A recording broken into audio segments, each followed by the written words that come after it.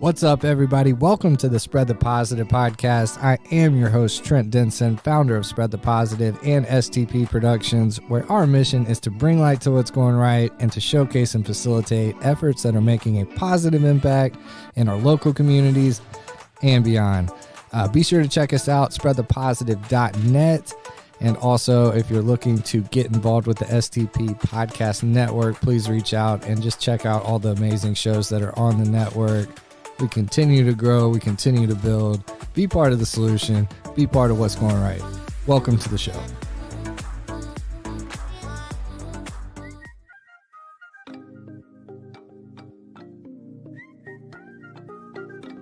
Hey, my name is Brian Nell. I'm a mortgage loan officer with Primis Mortgage.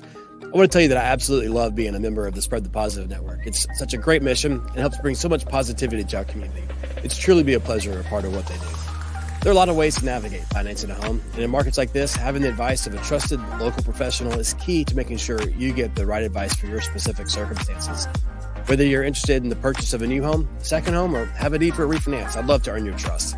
If I can help you nail your mortgage, call me at 615-243-3976 or visit nailyourmortgage.com. Primis Mortgage is a subsidiary of Primis Bank, a member FDIC, equal housing opportunity. As always, all loans are subject to approval. Primis Mortgage, NMLS number 1894879.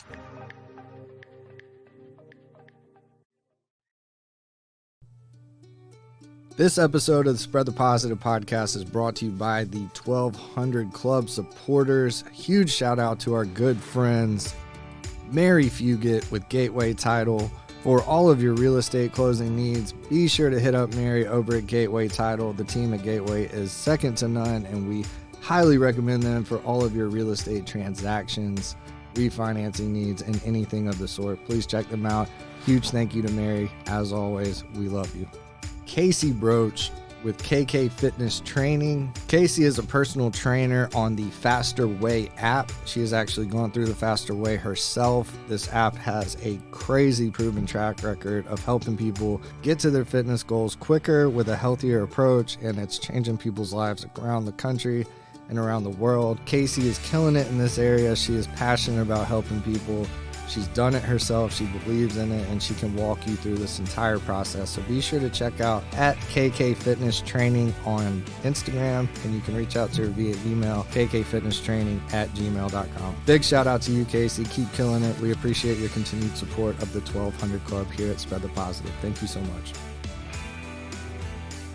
Last but not least, this episode is brought to you by Pete Adams and Travis Swan over at Adams & Swan. Adams & Swan is your local advertising and digital marketing company that uses a results-driven approach to small and medium business revenue growth. They develop a custom strategy that is specific to your business and create dynamic advertising and digital marketing campaigns that deliver new clients and customers. Check them out at adamsandswan.com. Big shout out to my guys, Pete and Travis. Thank you for the support, guys.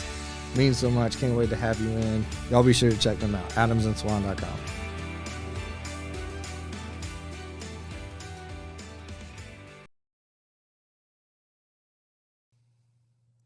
What's up, everybody? Welcome back to the Spread the Positive podcast. I'm your host, as always, Trent Denson. Man, I got a super special guest with us today. My guy, Payne Denman. Denson. I love it, man. So Payne is fresh off of a U.S. State Am win, man. Congratulations. Yeah. Thank you, man. Thanks for having me. Yeah, dude. And assistant golf coach at MTSU. That's right. That's awesome, man. So we're gonna be talking all things golf today. Super pumped about that. I was telling Payne before we recorded, I was like, I don't think I've had that's the main focus of an episode of the podcast, and that kind of blows my mind.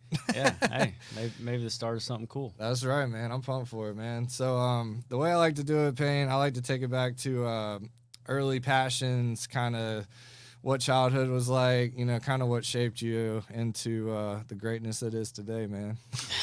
Yeah, I mean, as you know, man, like life, golf, a lot of ups and downs, Yep. right? I was, very fortunate growing up, had my dad was a golfer, and he didn't really have the opportunities. Mm-hmm. So like it was kind of he wanted to make sure that I did. That's awesome. And, he definitely did. And, I'm very, very grateful for that. But, I grew up at, like we were talking about, grew up at Riverwatch Golf Club. And Beautiful track. Yeah, was very fortunate. I lived just off the 12th hole. Oh, nice. So, yeah, I kind of used that as my range, 12 and 13. 12 and 13. 13 is the rock Yeah. wall. So 12 I would kind of play like a loop, you know. Or That's sometimes just take one club out there and just hit back and forth down the fairway until I saw some people coming. 12's a par 5, right? Yeah. Okay, yeah. Dude, that's a hell of a hole. Yeah. That par 5's a beast. Yeah, it's a good one. So And 13. You got to 13, know where to hit it on 13. That's right. Yeah. And just in general out there. Yeah, you got to know. That's facts. There's so many of those blind shots. And, Yeah. man, that's sick. A little local knowledge out there. Yeah, it goes a long Yeah. way. That's awesome, man. So growing up on Riverwatch, man, that's so cool. Just being able to go out your backyard after hours. And it's one of those things you don't, you understand it's pretty cool at the time, but like you don't fully understand it until you get older. 100%. So yeah, looking back now, it's like, man, like that's That's so sick. that's the life, you know. Yeah. Like, Can we and just you run that back? Yeah, you don't. You're thankful for it, but you have no idea Yeah. at the same time. So yeah, that was awesome. And I had, like I said, I was given all the opportunities, and very grateful for my parents for that. But I went to University of Florida coming out of high school. Nice. I think I was a 12th ranked golfer in my graduation class in the nation. Wow, dude. So I was a good junior golfer, and had the opportunity to go to University of Florida, which was actually my dream. That's awesome. Ever since I was a kid, I had University of Florida stuff, Okay. like Is that bedspread. family based or No, not at all. You just picked it? Yeah, I don't know where that came from, to Just be honest. not Tennessee. Yeah, and it That's was so funny. it was weird because I rooted for Tennessee in football. Okay. My whole family was Tennessee fans. Okay. They So, didn't disown you? They didn't disown me. Yeah, no. And I had, even like a lot of friends and family were kind of like, hey, like I'll root for Florida in golf, but That's where when it it comes to stops. football, Yeah. it's not happening. That's some bad blood right there. Yeah. So That's funny, man. So Florida, dude, that's big time. yeah, it was fun. I learned a lot. I had a lot of ups and downs. School was very hard. College is tough, man. It's very hard transition. I grew up in a very small town in Yeah. Smithville, and then you go to University of Florida and it's 50,000 undergrad. Dude, that's insane. It's it was a culture shock for sure. Understandably.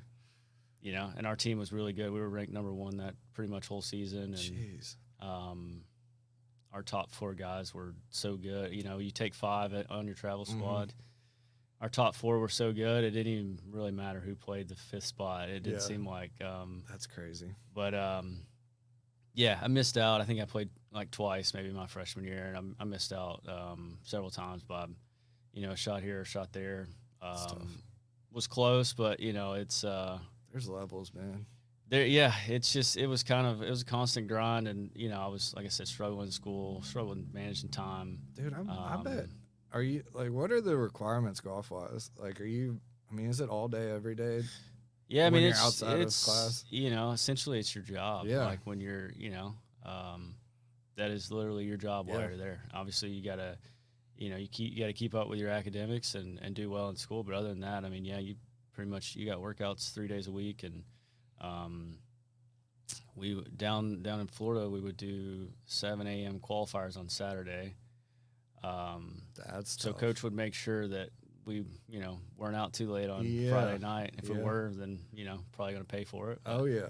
Um, It's hot down there too. it's very hot. That'd be brutal. Yeah, it is very hot. Yeah. But I learned a lot there about life, myself, through a lot of struggles, to be honest. Really.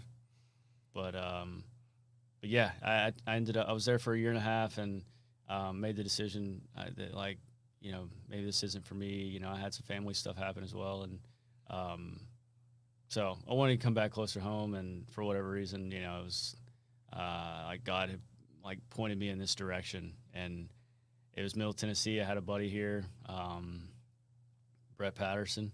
Shouts to And Brett. yeah, and we grew up playing together. And so I reached out to him, and it's just one of those things that just fell into place. And Nice. It was awesome. I glad it happened, and just one of those things that like you look back on, and it's like, man, no telling where my life would have went had I not came here. Yeah. It's funny how that works out. Absolutely. Home is home, man. That's a beautiful thing. So, were you playing at MT? Yeah. Okay. So Yeah. Finished your career at MT? I did. Yeah. Yeah. To be honest, man, like, I was at such a difficult point in my life that I didn't even know if I wanted to play golf anymore. That's fair. Yeah. And then I was like, you know what, like, I've dedicated a lot of my life to this, and like, I still want to play. I had to do some soul searching though, and then, but no, I was forever thankful for my teammates and Coach Turnbow, who was here, who coached me all 3 years. But yeah, I played 3 years here. Nice. At Middle. That's amazing, man. What'd you study? Organizational communications. There you go. Golf. Real nice. So yeah, man. So you're one of those lifers. So this is it, man. Yeah, it is. I guess to be honest though, it's like even I sit here and say that. I mean, I didn't play golf for. I wouldn't say I didn't play, but I didn't play competitive golf for almost 3 years. So I played 3 years college here at Middle, and then I played professionally for 2 years. Wow. 1 year down in South America, and wow. Yeah. How was that? It was eye-opening. Yeah. Dude, that's sick. Like your card down there? Yeah. Wow. Congratulations, dude. I didn't know that. Yeah. No, it was man, it's crazy. Yeah. It was, I look back on some of the things, and it's like, it was so awesome, and then sometimes you're looking back, and you're like, I don't know how I made it through that. Like, you're lost and clueless. You don't speak the language, and fortunately, there's a good crew down there, and everybody kind of sticks together. And, but man, that's wild. It was a lot of fun. I bet that was wild. It was a lot of fun, but you definitely a whole year. So man, that's crazy. So you 3 years at MT. Then played professionally, fresh out the gate there. Yeah. What was that? Was that like corn or web? It was PGA Tour Latin America. So it would be like, you got your PGA Tour at that time, which was 2016. You got PGA Tour, Corn Ferry, and then you had Latin America and Canada that were on the same scale. So, if you played well enough, you could earn status and rank up. Sick, man. You're a PGA professional golfer. Yeah. You can say that, dude. Yeah, I could say it. Yeah. That's so crazy. Like, I tell people all the time, man, there's levels to this game that people really don't have a clue, especially people just getting started. They're like, it's wild how good you have to be. Absolutely. Man, like, and the margin of error is like non-existent. It's so small. It's like it doesn't exist. It's a putt here or a swing there, or sometimes a bounce. Right. Like it's a bad break. Yeah, man, that's crazy. So coming out of school, how was Q school, man? Like, I know that's got to be insane. Yeah. As far as like Latin America Q school, or like I tried obviously for Corn Ferry Q school. Sure. I never made it through. I never made it past first stage. There's 3 stages. Got you. There's first, second, and then final. So I never made it past first stage. Granted, I think I tried it twice. Yeah. But obviously I qualified Latin Q school. So yeah, but it's a lot of pressure. There's a lot of different ways to earn status nowadays, especially even way more so than when I was doing it. Really? 8-9 years ago, but which is cool. I think it's a great thing. And it's a great incentive for these really good amateur and college golfers that are coming out and trying to have their shot at it. Like it rewards good play. It's the dream, man. Yeah. I was there for, Yeah. for a brief spell in high school. I was like, Yeah. yeah. And then it just, you recognize, like, I don't think I'm, like, there's just, I tell people all the time, like, I was pretty dang good. Like, number one at the school, did decent at regionals, did the state thing once. But, man, like, there's just levels, man. There's levels. There's That's right. levels. That's amazing, man. Well, congrats on everything. That's so awesome. Just to say you have your PGA card at any capacity, Yeah. like, that's such an amazing accomplishment. So, man, just salute to you for that. That's so sick. All right, so let's take it from there. What was after South America? So that was my first year playing professionally, and then the next year I decided that, I don't necessarily want to go back. Like, it wasn't anything against, like, I loved that year. I did get, like, for the first time in my whole life, I got homesick, like, toward the end. I bet. It was just like, everything is just more difficult. Oh, yeah. There, right? Like, you can't just getting a taxi or, just ordering food or, everything. Yeah. And I was just like, I just want to be back home. And That's fair. Totally get that. so as much as I enjoyed the experience, I did want to just kind of stay around the States the next year. And I did basically for about 10 months, I did like Monday qualifiers and, played mini tour events and just tried to get ready for Q school. And to be honest, I don't even know if I played it that year. Yeah. I just kind of got burnt out. Yeah, Like, it's understandable. I was getting low on money, and I was just kind of negative, to be honest. Like, it takes a toll on you, and everybody. Can't imagine. We had some players trying, or that are currently trying, that were on the team this past year, and I don't know. The one thing I try to tell them is like, hey man, you gotta, like, you can't get negative. Yeah. Like, it happens so easily. It happens to everybody at some point. Life will show you. It will. And but yeah, that was kind of the biggest thing. And I was like, look, there's no point in me doing this if I'm going to be miserable. negative. Yeah, bro. And like, you get in a rut and you start playing bad, and it's like, looking back now, it's like, just take some time away. Yeah, like, absolutely. do something else, which is, what I did. I didn't know what I wanted to do. And so I was like, one of my good buddies and actually college teammates was working out at the Grove. Nice. Where they're hosting the live event. Yeah. This like weekend. Tomorrow. Yeah. And which is sick. And that's where I was like playing and practicing when I was in town.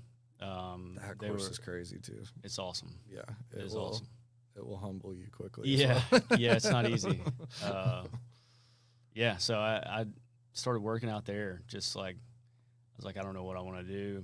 Hey, I'm going to work out here, maybe do, the PGA club pro route.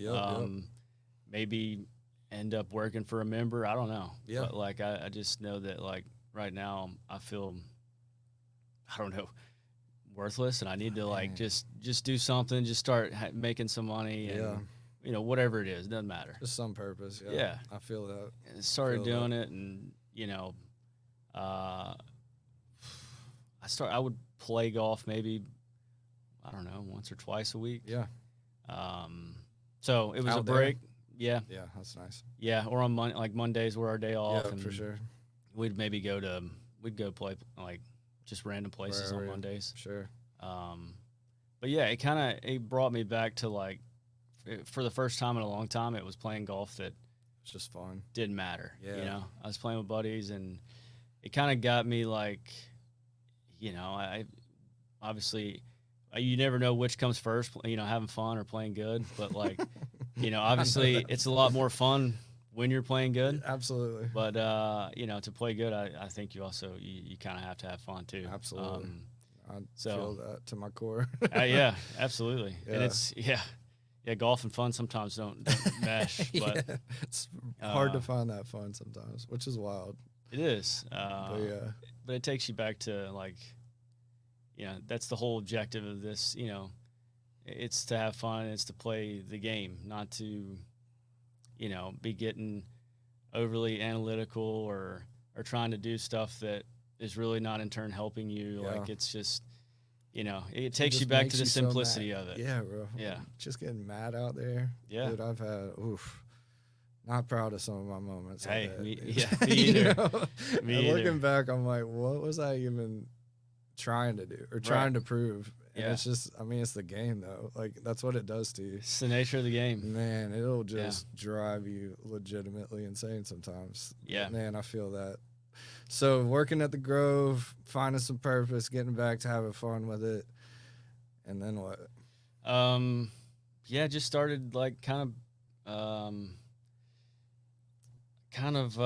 like just having, like I said, having fun with it.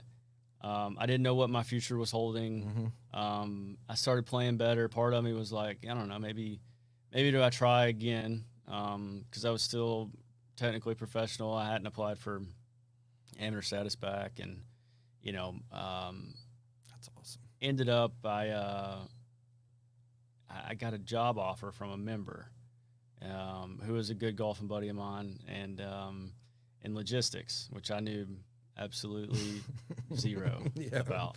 It's a crazy world. It is. And, I don't know. I was kind of like, I guess at this point I decided against like the PGA route and had thought about maybe giving lessons, instruction full time, and had done some internships here and there. And, I was like, maybe I should just get out of golf. Like, and the fact that you've never known anything different, right? Correct. Yeah. That's I can imagine. It's kind of it was like maybe this would be good for me. Yeah. Like even though I was having fun with golf again, it was kind of like maybe this is my route. You see all those members at the Grove at country clubs, and you're like, it's a pretty solid life. It's a good life. Like, pretty solid. What are they doing? What do I need to do to get to that? So, I did that. Like I said, it was a buddy of mine, and he was awesome. I did that for almost 3 years. Okay. We'd play golf. He would have to almost drag me out of the house to play golf with him at the Grove, which it's like everybody else would be like, dude, like why would you not? Yeah. And it was kind of like, man, I don't know, I don't care about it. Were you locked in on work too? Yeah. Okay. I was, and it was kind of like it was hard to go out there and take it. Not. Yeah. It was hard to go out there and not have work come up. Oh yeah. And it almost just kind of made me like, if I could go out, if it was a weekend, I could be left alone a little more. But during the week, it was kind of like something was always that industry doesn't stop. It never stops. It never stops. Yeah. You're right, exactly right. Yeah. That'll consume you. So it did. Did you like it? I loved my boss, and I still talk to him to this day. Still play golf with him, and he'll always be like a great friend and mentor to me. But the business itself was kind of like you said, it just never stopped. Yeah. But I didn't know anything different, and I wanted to try. That's try something, right? Yeah, that's very commendable, and that's a tough one to jump into. Yeah, it was. I couldn't be more thankful that I did. Honestly, that's awesome. What I would have really liked to have done was what I'm doing now. To be an assistant coach at Middle Tennessee, like that was so sick. That was kind of like full circle. Yeah, that was kind of like what I wanted to do, but like, it's crazy how things work out. Like, I'm so grateful that I didn't have the opportunity then, and I got away from it. Because it gives you a completely different perspective. That's so sick, dude. So Middle Tennessee assistant. How long have you been there? Just finished my second year. And you love it? I do. That's awesome. Yeah. Man, that's got to be really cool. So what all are you involved with? Like what's your day to day like? My day to day is mostly at the golf course all day. Like I don't handle too much of the paperwork and I would say the not so fun stuff. Yeah. Fortunately, Coach does a good job at handling that. He handles the logistics, sets up all the travel, and that's sick. He's an incredible fundraiser, and and he lets me do the golf stuff, which is awesome for me because that's that's what I love the most. And, obviously there's all part of with any job, there's going to be some stuff you don't like as much, but, man, I feel so you're like coaching up the guys, lucky. like, man, that's pretty much all. Yeah. Some days it's, 8 a.m. till dark. That's a grind too. Yeah, but it's fun. Like, I feel like some days I'm out there and it's like I'm so exhausted, like when I'm like headed home, but at the same time it's like I literally, the time passed so quick, Fulfilled. Yeah, man. Yeah, living a purpose. That's right. Everything, man. That's right, dude. That's so cool. So you're just with the guys. You're building it, like, are you the morale guy? You the yeah. You try to be, there's such a balance that I feel like I've tried to learn, and I think it's something that you always for sure are trying to learn, right? I mean, you want to be their friend, because sometimes I feel like I'm not that much older, and then sometimes I'm quickly reminded that I'm like, all right, I'm not 20 anymore. Yeah, I know. You see the gray hairs in the mirror, and you're like, all right, I'm a little older. So I don't know. You want to be their friend, and you want to know that, like, they have your trust, and that you, like, you want the best for them, and that's so sick. You know what you're talking about. Not that you're always going to be right, but at the same time, sometimes you kind of have to push them a little bit. Absolutely. They're looking for that, probably. Yeah, and they are. That. Yeah. Absolutely. And that's something that I have realized that they do. They do like that. Yeah. They want to be motivated and they want to be pushed. And it's just kind of doing it the right way. But no, I've been lucky. It's been a lot of fun. Dude, that's so cool. That does sound like just so fun. Yeah. Like, being able to, be with the guys, build the team up. I mean, like, and are you involved with, like, who's here, who's there type stuff, or does that kind of just? Yeah. Sometimes. Yeah. Just it kind of depends, but definitely. And times. You're like with coach all the time too. Yeah. Who's the head coach? Mark McIntyre. There you go. Shouts to Mark. Yeah. So y'all are just always strategizing, coach, like, game planning. Yeah. Who needs what? Like, what if we did? Calls. Yeah. I bet. A lot of phone calls. Dude, I bet that's really cool though. Like, just being able to talk through, like, if we do X, Y, and Z for this player, if we can really hone in on this for so and so, like, that would take us, man. That gets my juices flowing. Yeah, because it's something that it's a job, right? But it's like it's something that, and it's what I try to tell people. It's something that you're passionate about. Yeah, you have to be.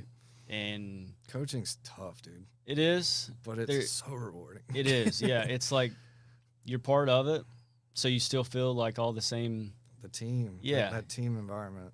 Yeah, you still feel all the same stuff and the competitiveness and everything. But at the same time, you're like, wow, this is my job. Like, that's so cool. Sometimes it's more mentally taxing than others, just because it's easy to put all the load on yourself and take, whether it's your fault or not. Most of the time it's putting the load on yourself. Like when there's failure and the success, like you want that to go to the players, to them. Yeah. Mm-hmm. Dude, that's so cool. That's so awesome, man. This is like such a cool conversation, man. Like, I've been dying for something like this. So we got to give a shout out to our guy Chris Lanning, man. Chris Lanning, thank you for pushing this.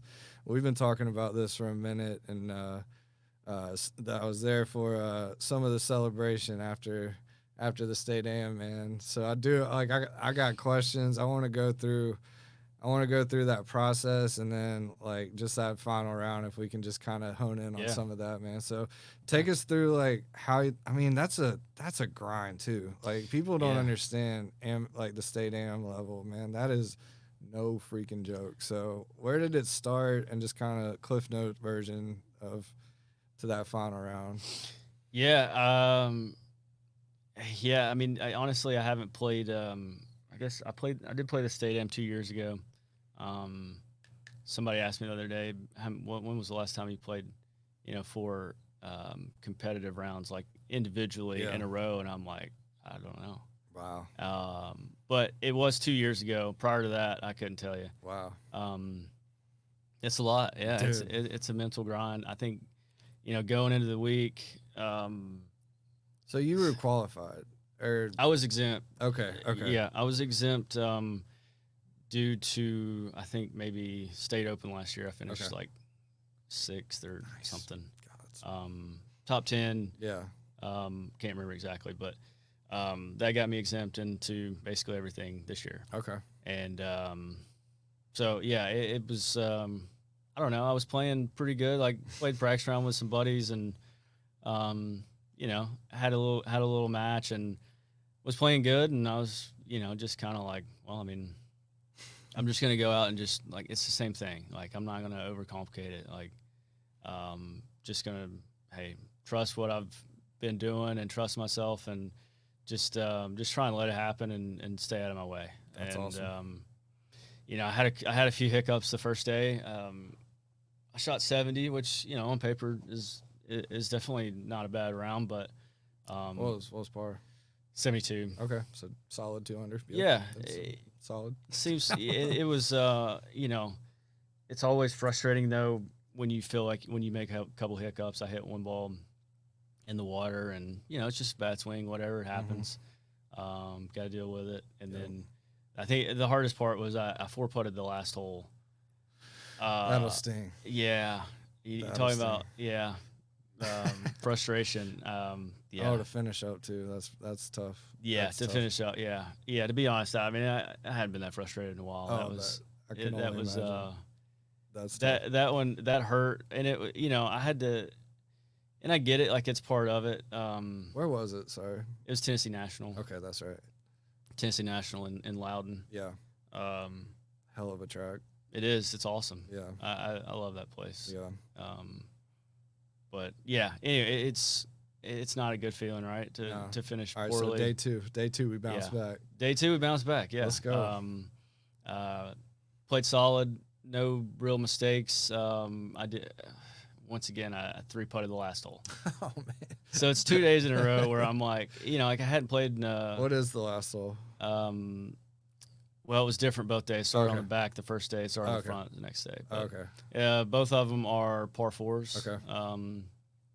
And both are good holes. Yeah. Like you can, I'd say that you can make bogey or birdie. Yep. Just kind of felt like it was like 2 mental lapses for me finishing up, and it was kind of just. Dude, it's so hard at that frustrating. point. Yeah. Man, can't tell you how many times 17's got me, man. I know. I'd be like, well, Yeah. even 100, whatever. Really great round, 17. Snap one OB or something. Yeah. Like clockwork. But yeah, that grind to finish out those last holes, especially in a competition or tournament rounds, man, that stuff is so hard. It's no joke. Yeah. Yeah. And I think that it was kind of just mental rust, I would say. I get it. So day 3. Day 3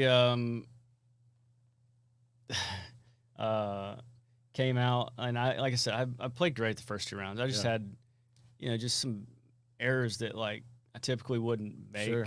But I finally was at peace with like, hey, this is a marathon, and you're in the thick of it, right? I'm still. I think I was 3 back going into the 3rd round. Oh wow. Okay. So like I was honestly a little surprised. I was like, hey, I was able to, I guess, accept my mistakes, knowing that like, hey, I'm not 10 back. Yeah. Like I'm. You're in the thick of it. I still have a chance. Absolutely. Yeah. And so what were you at that point? Or going into day 3? Going into day 3, I was 3 back. Okay. And then what was the leader? What were you? I think the leader was at 9, and I was at 6. Damn, that's impressive. And Holy shit. Yeah, you had a day 2. The 3, man. Okay. So yeah, talk your talk, man. It's that's impressive. Yeah. Well, thank you. Yeah. But yeah, I don't know. Damn, 9 under through 2 days is crazy too. Yeah. Wow. Okay, so we got some ballers out there. Yeah, absolutely. Yeah. That's crazy. Okay, keep going.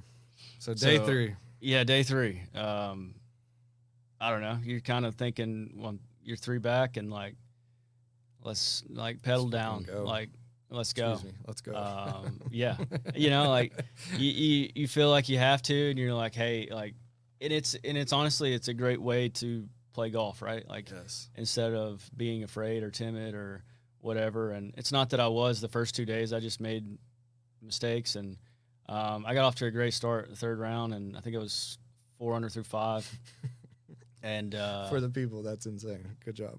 yeah, and it was kind of like, hey, we got to keep going. Let's you go. know, we're not going to let up. Like, we got to keep going. Yeah, you do.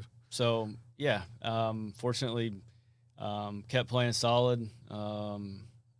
Obviously every golfer would always say that, I could have been, Sure. a couple shots better, Sure. right? I mean, but at the same time, I mean, played great. I had it, I think I was 8 under through 10, 11, 12, 13. Wow. I was 8 through 13, and then I had some good opportunities coming in that just kind of skimmed the edge, like putts like 15 feet like in, which, hey, Hell yeah. whatever. I mean, obviously I made a Take few that. putts to get to that point. So Obviously. I was still very pleased, right? Yeah. 8 through 13. So yeah, and it was kind of like, I kind of screwed up the first 2 days, like, or not bad, Yeah. but like just a little. There's Now you're always feeling that it. little like demon kind of, Yeah. and you're kind of like, all right, we I know that. got to demon. finish this. That demon's a bad word. It is. It is, and it's like you're trying so hard to block it out and just like be in the moment. Yes. And, I think to have to play the round and not really have like a mental error and stay focused, like that was huge for me, because the first 2 days I was like I had that, right. Yeah. It was kind of what held me back from shooting a potentially better round, and to finally just kind of have Just a finish good strong. 18 holes and just not make a mental mistake necessarily, and put together a good full round, right. So that what'd was you a lot of finish, 8? confidence. Yeah, shot 864. Okay. Dude, that's so sick. Round of applause for that. All right, man. So, wow. So just parred out everything from 13. Yeah, That's sick. I mean, like I said, it could That's have been perfect. could have been a little better, and what I was proud of, like, is that I still kept the pedal down. Like, Yes, it dude. wasn't that it wasn't like I coasted in necessarily. Just I mean, staying aggressive. It was, and Yeah. the putts just, I gave myself looks, and that was my main goal. Just That's- keep giving yourself looks, and Out of 3 putts. well, yeah, Which is exactly. not easy. Man, that's so sick. All right, so day 4. What are the standings? I have a 1-shot lead. Okay. Yeah, obviously at this point you're Final like group. final group, yeah. That's after- a crazy feeling. Yeah. That had to be a crazy feeling. Yeah, it was. Like, Yeah. honestly, I think it was more. I think I dealt with more emotions after the third round, and that night than I did maybe during the day 4, just because your mind starts drifting to like, hey, like, wow, like, okay, we're leading the tournament now. Like, we've got a legitimate chance to win. And I don't know. I haven't had that experience necessarily in quite a while. Yeah. I mean, I've never been leading the state AM. That's I don't think gotta be ever in such my a life. crazy feeling. Man. So, yeah, I mean, it was. I was just able to, like, hey, look, it doesn't matter. Yeah. We're going out here and we're trying to play the best we can play. Like, there's going to be some guys coming for you. Clearly. It doesn't matter whether it's the second round or the fourth round, they all count the same. So I'm just going to go out and try and play the best golf I can and see what happens. Yeah, that's awesome. And it's easier said than done. Yeah. There's a lot of times you kind of have, step to the side and, like, Deep breath. get your deep breath, like get your mind back on track and just stay in the moment, right? Like, Man, that's so awesome. So take us through it, man. yeah, On pins and needles. yeah. The first hole, nothing crazy happened. Second hole was a huge putt for me. Made probably I hit it up around the green on a par 5 and 2, and hit a kind of a poor chip, honestly, and then had probably like a 15-footer, and it just drips in like on the last roll, and it was kind of like that. Those help, you know. Yes, it's kind of got a few claps from some buddies of mine, and so that felt good, you know. It's like, hey, we got away with one there. Like, did he par? He made par. Okay, Yeah, Cameron big. did. That's big. And third hole, I hit a good shot. Didn't hit enough club. Whatever, chipped it up, probably 10 feet. Not an easy putt. It's a hard hole.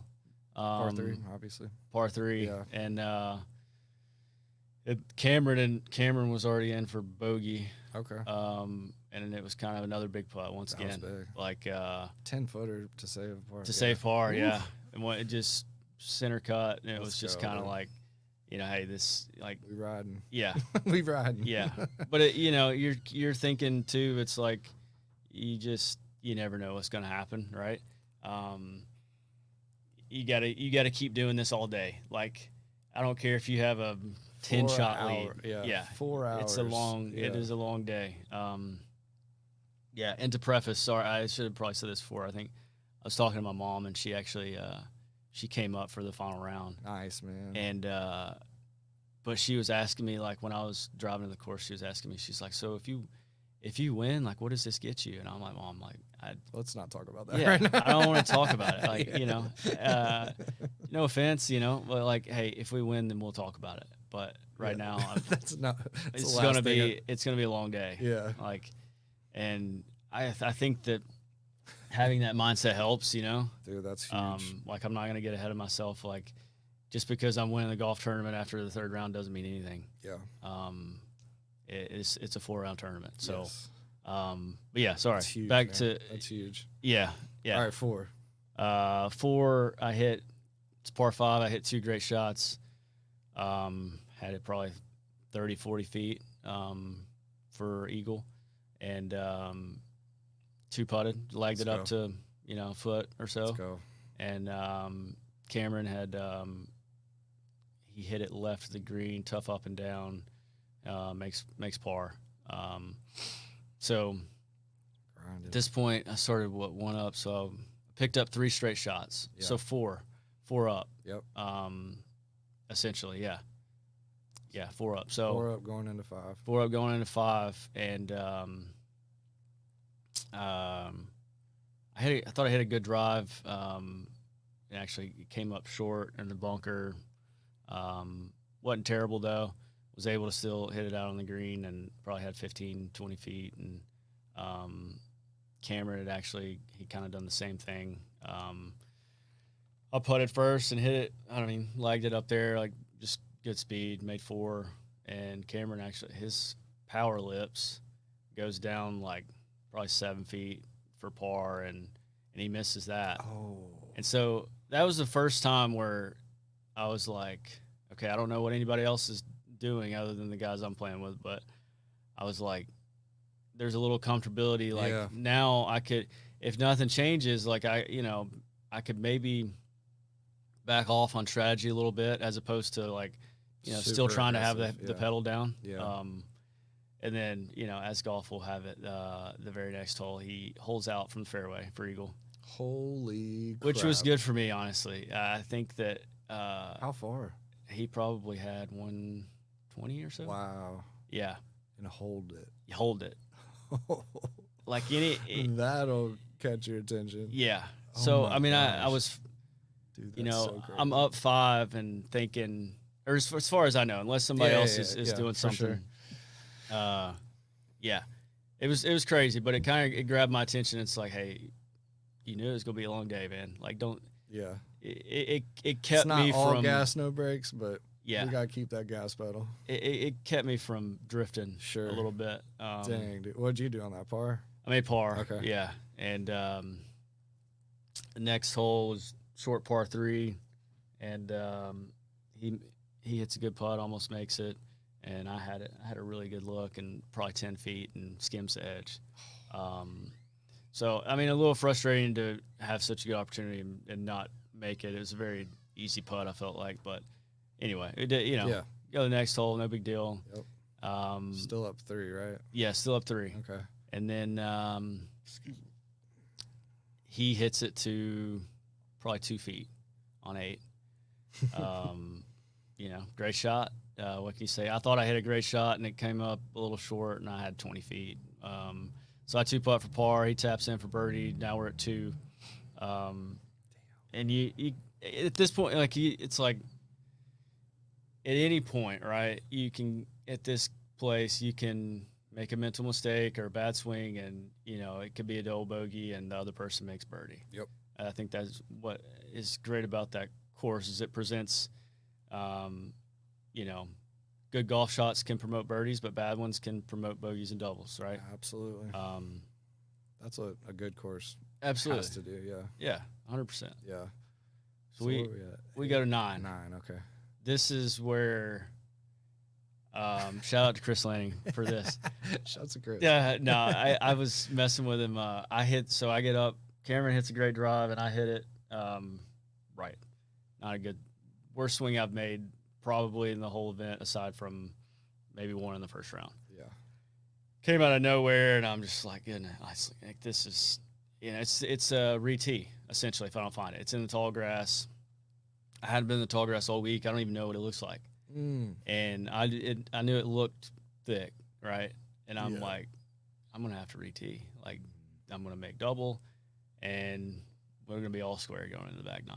Wow. That's what That's what your mind's what you're thinking. going through. Yeah. Holy crap. And so we get up there, and like, fortunately, the thickest part of the tall stuff is a yard off the fairway, and Chris was he was my biggest fan that day. He was videoing every shot, and I get up there and like was kind of concerned because like it hadn't been found yet, because I kind of took my time. I didn't know, like, should I hit a provisional? Do I need to go look for it? Like, where did it cross, or all sorts of things. Chris found it, and we get up there, nobody found it, and I'm a little concerned.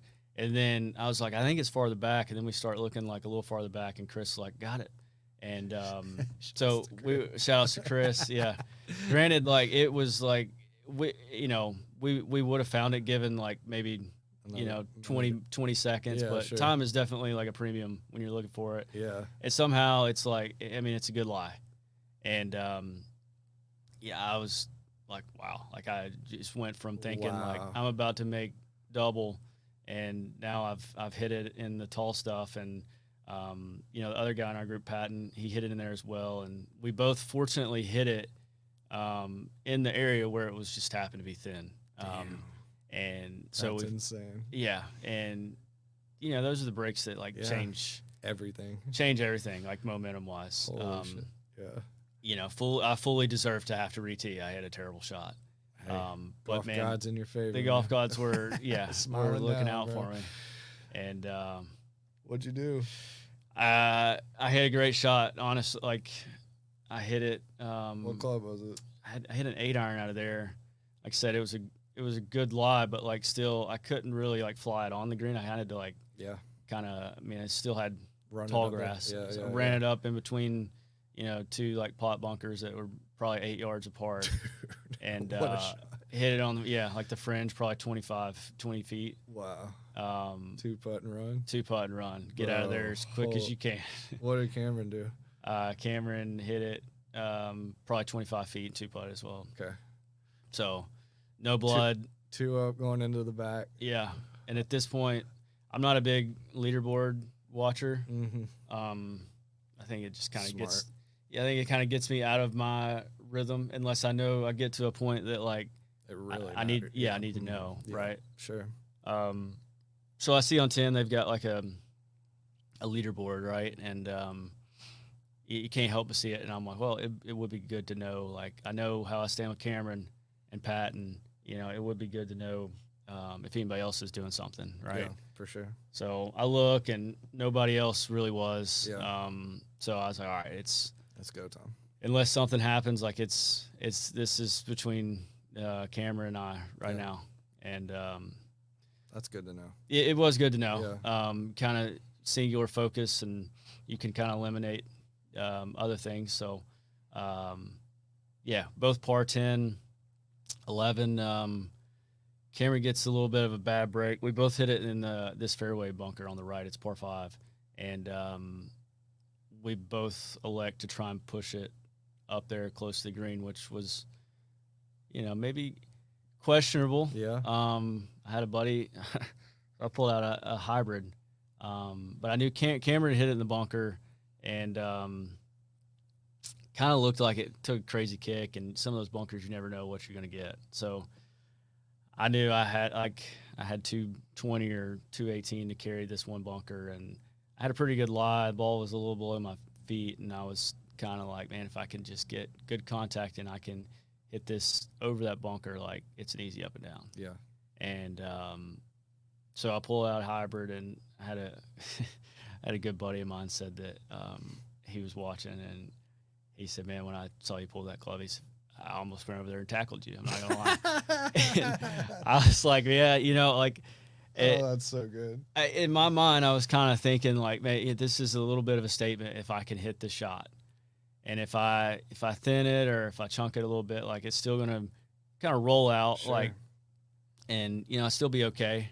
But if I can hit the shot, like I'm probably gonna make 4, and it kind of forces his hand a little bit. Oh yeah. And man, I hit a great shot. Dude. Like, and I was so relieved. I mean, even standing over it, like there was a little bit of doubt. Like, are we sure this is the right club to be hitting right here? Worst thought. Oh man. But yeah, I mean, you just striped it. Yeah. Man. Yeah, it was. That's so sick. It was a good feeling. So you got up and down? Got up and down. I had to make like a 7 or 8 footer. I chipped it. I ran the chip by a little bit, but that's all right. it feels better to almost make one where you kind of got to grind a little bit. Oh yeah, a little more momentum. That's a hell of a grind. Yeah, dude, that's yeah, it felt good. And then did Cameron not have as good of a look out of it? Cameron had a chip out. He had to chip out sideways. Oh, snap. He didn't hit a bad second shot, and to be honest, I mean that was just a bad break. Like Man. He hit like in the edge of the bunker, and kind of they're like sod bunkers like you would see in Scotland or whatever. And so he had to go out sideways. Damn. And gets up and down. He makes a great par. That's a hell of a par. Yeah. So 3 go up. to 3 up, and go to the par 3. Great golf hole. I hit 6 iron. I hit a great shot. I was a little at this point I could tell, like, all right, I'm a little juiced up. I hit it a little deep. Yeah. Not bad though. It's still a great shot from, I don't know, 200, Damn, whatever it was. Yeah. And probably had 25 feet. But like, was the smart shot. The pin was front left, and I hit it essentially middle left of the green. Perfect.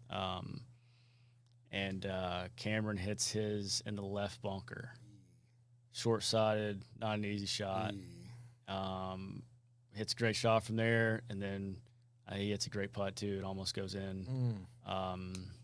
So and I 2-putt. So 4 up, and the next hole is drivable. Fully expecting him to. I knew what I was going to do. Same thing I'd done every day. Lay back and hit lay back and try and have a wedge in my hand. Good full swing. Yeah. Yeah.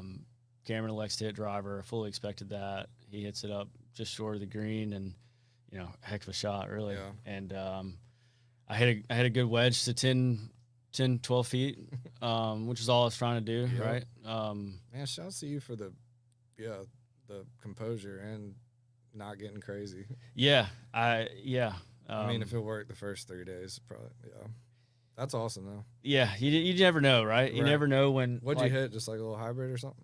Or? So they moved it up. So believe it or not, I hit 6 iron sandwich. Wow. But it's feeling that 6 iron, huh? Yeah, exactly, right? Awesome. 2 holes in a row. Yeah. Awesome. It just was added risk that I wasn't willing to take, right? So smart. I knew if I just wanted to wedge in my hand, and my goal was I just want to putt inside of 15 feet, like, that's it. Yep. And I did that, so I achieved my goal. And Cameron hit a great shot and a great chip to, 4 or 5 feet, pretty easy putt. Like, all right, he's gonna make birdie. And man, I hit a great putt, and it just skims the edge, and you know, you're wanting to like try and put it away, right? So Yeah. you can coast, but in reality, that's just not it's not a real thing. No. Yeah, you know, not So, not in stroke play, No, not it's in not. individual stroke play. no, it's not. And he makes his birdie. Okay. So three Three. going into 13 or 14. Yeah, 13. No, Yep. no, you're right. 14. Yeah. 14. Par 5. I'd been hitting 3-wood off that tee, even though it's par 5. Just didn't really like the tee shot. I don't know. And I knew I could hit 3-wood, like kind of up the left side of the fairway and not reach the bunker and hit a 3-wooder hybrid on or around the green. And, Yep. you know, Call it a day. and I hit it on the green twice. Nice. Made birdie every day. You know, I was like, I'm not changing my strategy now, right? So hit a good 3-wood, and the second one actually like leaked a little right on me. And Cameron had hit driver, so I mean he's up there. He's got, I mean, a lot less than I do. Yeah. And once again, man, he gets a bad break in the bunker. Oh man. Like, Kind of feel for him. yeah, no, I do too. Even though you want to win. beat him, You want right? to win, but you feel- hate, like, he didn't deserve. yeah, he didn't hit a bad shot. Right. Yeah. And you can easily, like, those bunkers are, I mean, to be honest, you're kind of like where the pin was, either bunker was fine. There's 2 bunkers right in front of the green. Either one of them's fine. Yeah. Unless you have Shit. what happened to him. And he yeah. was like, I think he had to like have 1 foot out of the bunker Oh, or man. something. He hits a great shot from Where- where it was. I mean, I think he hits it to like 20 feet. That's amazing. And I hit mine. I lost my second shot a little right and thought it was good, but like there is a hazard over there. Wasn't 100% sure like if it was okay or not. Oh, man. Thought it was. Yeah. And got up there, and sure enough, it was perfectly fine. It was like pin high, and it was, you know, maybe 5-6 yards off the green. Oh my gosh. Kind of short-sighted, but hit a great chip, like 10 feet. That's good. Pretty much all I was looking for, Yep. all I had. And Cameron putts it down, makes par, and I make it. And so, yeah, that was a little, That was big. yeah. That was real big. That was one of those where it's kind of, you don't have to have it, but man, it helps. Sure and then does. Is that 4 now? 4, Yeah, so you're up 4 going into 15. correct. Sick. To condense, nothing crazy happens. Both make par, just kind of standard pars. Cameron almost made birdie from 15 feet. 16. Last 3 holes out there are great holes. Like, you know, like you're Just trying tough. not to get ahead of yourself. Right. And man, there's a lot of stuff that can happen on them. You know, one of my buddies that I played with the first 2 rounds, like, I mean, he made a triple on 16. Oh my gosh. I made double on 17 the first round. Like, you know, like, man, one bad swing or mistake, like, is potential disaster. Yes. And I just tried to stay like the only thing that matters right now This swing. is this swing and this shot. And what are we trying to accomplish here? And That's instead of so letting hard to do, man. it's so People hard to don't do. get it.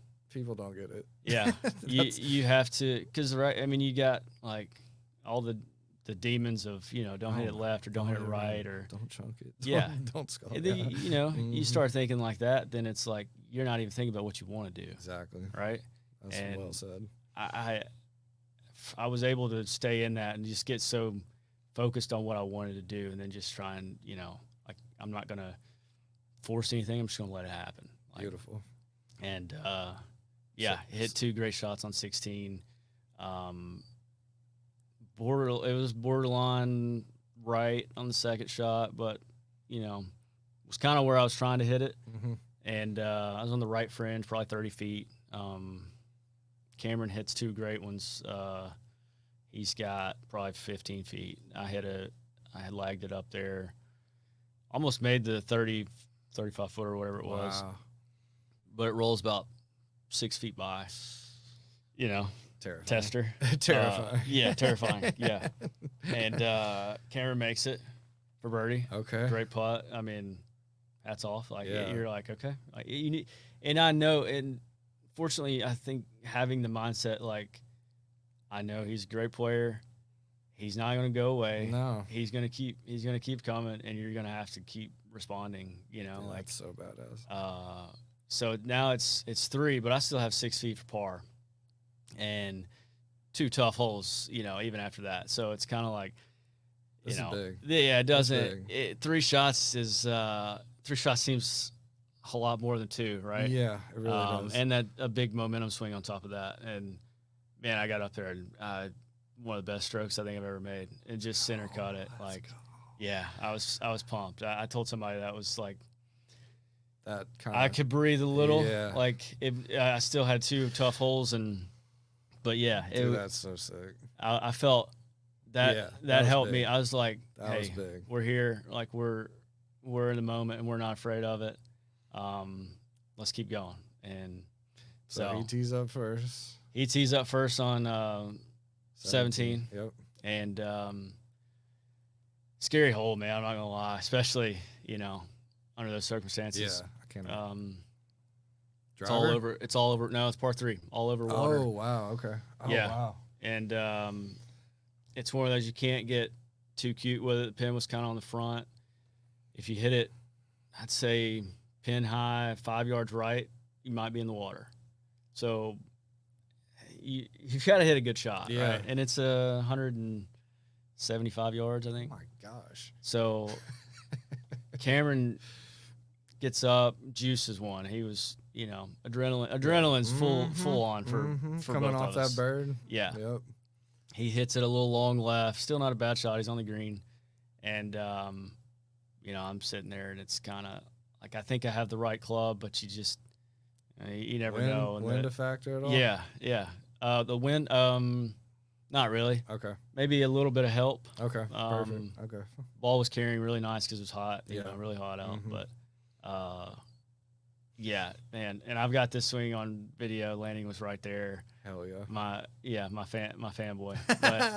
But he Dude, that's he captured so that sick. moment, and that was like that was the first moment I really felt like I could breathe. Like, but I hit a great shot. I hit it to probably 15 feet. Pretty much exactly where I was trying to hit What'd it. you hit? So, I hit an 8. okay.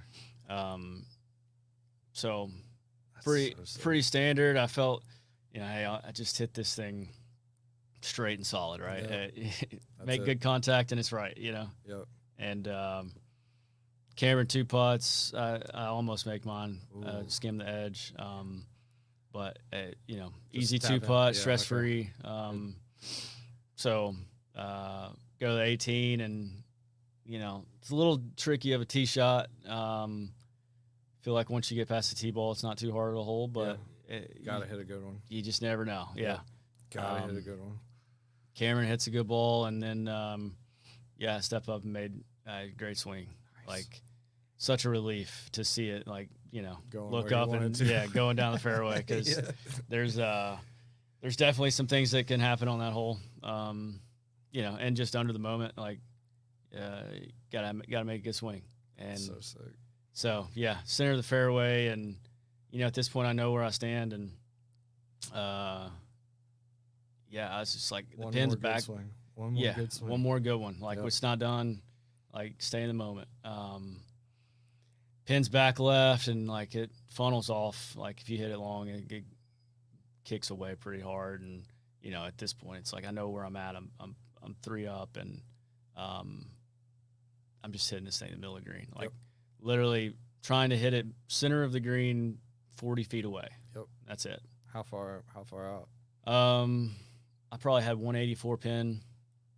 Yeah, I think Wow. 184 pin. I hit hybrid off the tee. Okay. I'd hit driver and 3 wood the first 3 rounds. Just felt more comfortable hitting a low draw hybrid. Just Love it. kind of fit good off that tee, and so a little farther back, but not bad. Like, once I hit an 8-iron, just dead center of the green, like right where I was trying to. You know, That's just so sick.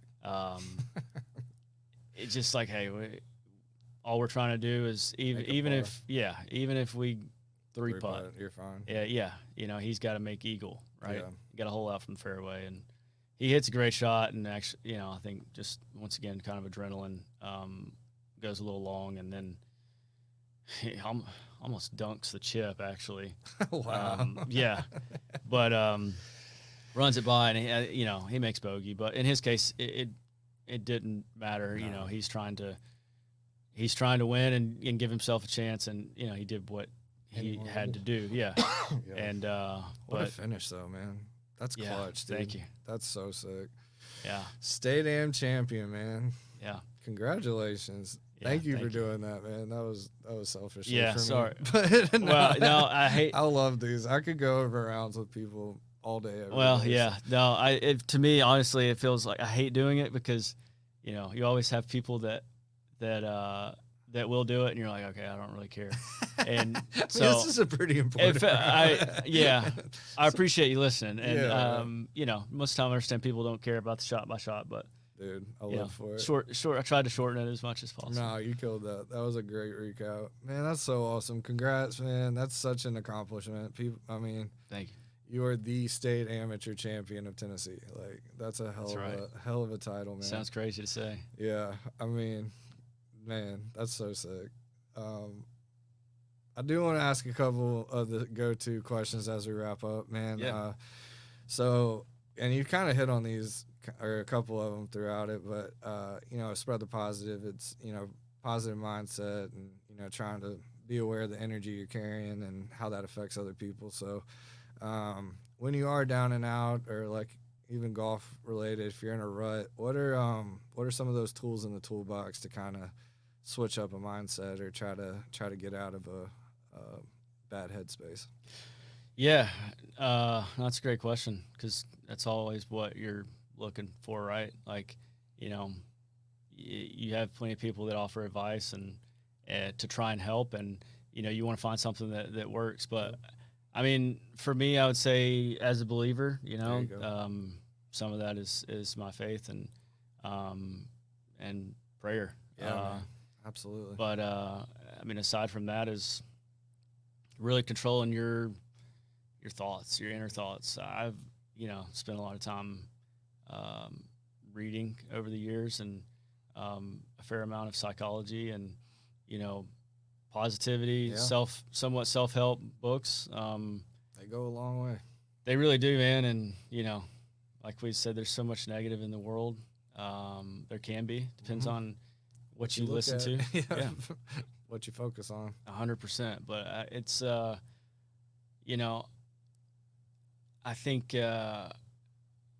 one of the biggest, most influential quotes, I read it in a book, I think back when I was in college, and it's whatever happens to you, whether it's good or bad, is in your best interest. And that's something that I have to share with myself, players, everybody, because life's hard, man. It really is, man. So yeah, that's helped me through a lot of tough times, and you're always doesn't happen to you, happens for you. That's right. That's right, man. And that's a great perspective. Yeah, for sure. Love that. So who's somebody in your life that kind of lives out the STP mission? Just kind of I hate the word positive sometimes, but uplifting. There for other people, got your back kind of person. Who's somebody like that in your life? Man, to be honest, there's a lot. Yeah. I'm grateful for that, right? Yep. I would say Whit Turnbow, Okay. who was my coach at middle, for sure. He really does, man. He's out here doing a lot for a lot of people. He is. Yeah, that's a great answer. And he's done so much for me that I obviously appreciate. But other than that, I mean, I would say just some of my best friends, Brett Patterson, Garrett Holloway, my member guest partner at Stones River. Let's go. And Lucas Armstrong, some of he was my teammate in college, Drake Duncan as well. Some guys that believe in you even when you don't believe in yourself. Man, that's real. Gotta have those, man. Absolutely. Sounds like you got a hell of a circle, man. Oh, yeah, for sure. That's awesome. I would probably lead into this one too. So we call it the Grateful Four. 4 things you're most grateful for right now. Wow.